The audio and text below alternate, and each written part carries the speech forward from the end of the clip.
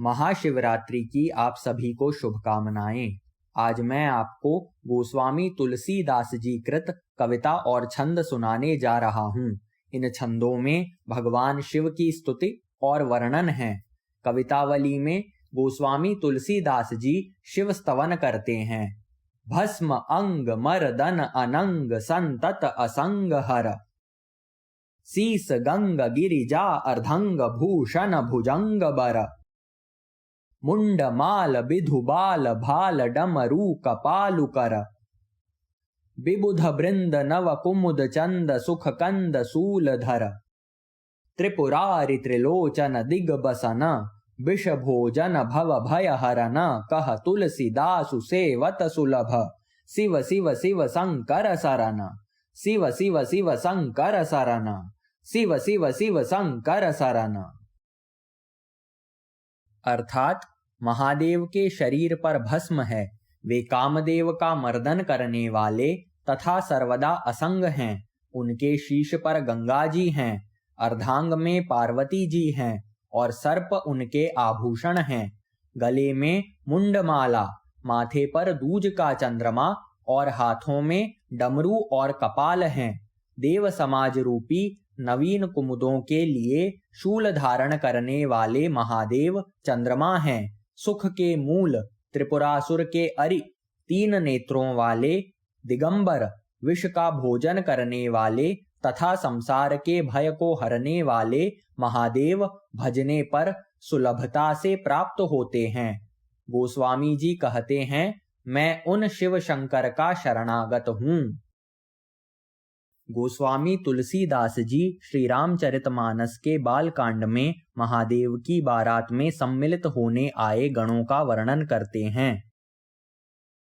तन खीन को अति पीन, पावन को अपावन गति धरें, भूषण कराल कपाल कर सब सद्य सोनित तन भरें, खर स्वान सुअर श्रीकाल मुख गण वेश अगणित को गनय, बहु जिनस प्रेत पिशाच जोगी जमात बरनत नहीं बनाए।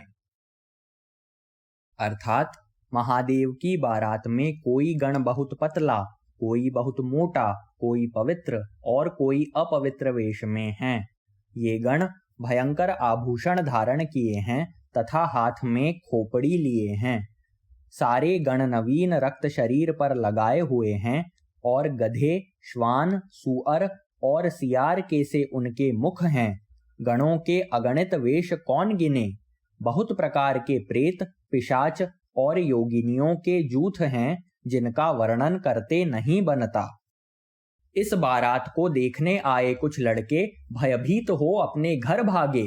घर पहुंचने पर जब माता पिता ने पूछा तो वे लड़के कांपते हुए बोले, तन छार ब्याल कपाल भूषण नगन जटिल भयंकरा, संग भूत प्रेत पिशाच जोगिनी बिकट मुख रजनीचरा, जो जियत रही ही बरात देखत पुण्य बढ़ते ही कर सही, देखी ही सो उमा बिबाहु घर घर बात असी लरी कन्ह कही, बात असी लरी कन्ह कही, बात असी लरी कन्ह कही।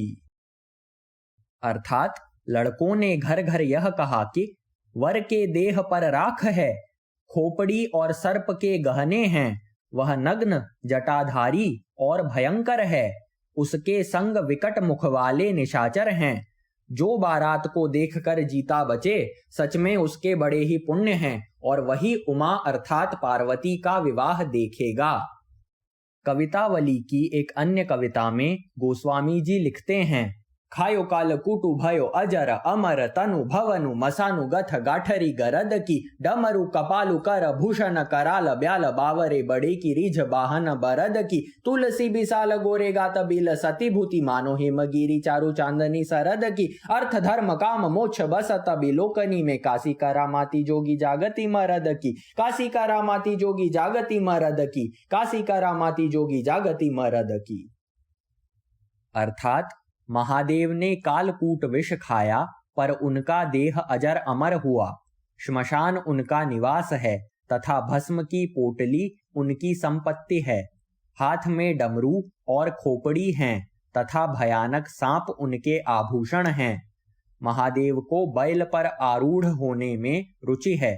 गोस्वामी जी कहते हैं, महादेव के विशाल गौर देह पर विभूति ऐसे लगती है जैसे हिमालय पर शरद ऋतु की चांदनी। अर्थ धर्म काम मोक्ष तो उनकी दृष्टि में बसते हैं। योगी महादेव का चमत्कार काशी में प्रकट हो रहा है। गोस्वामी तुलसीदास जी की रचनाएं अनुपम और अलौकिक हैं। जिसने इन छंदों को गाया उसकी वाणी पवित्र हुई। नमः पार्वती पतये हर हर महादेव।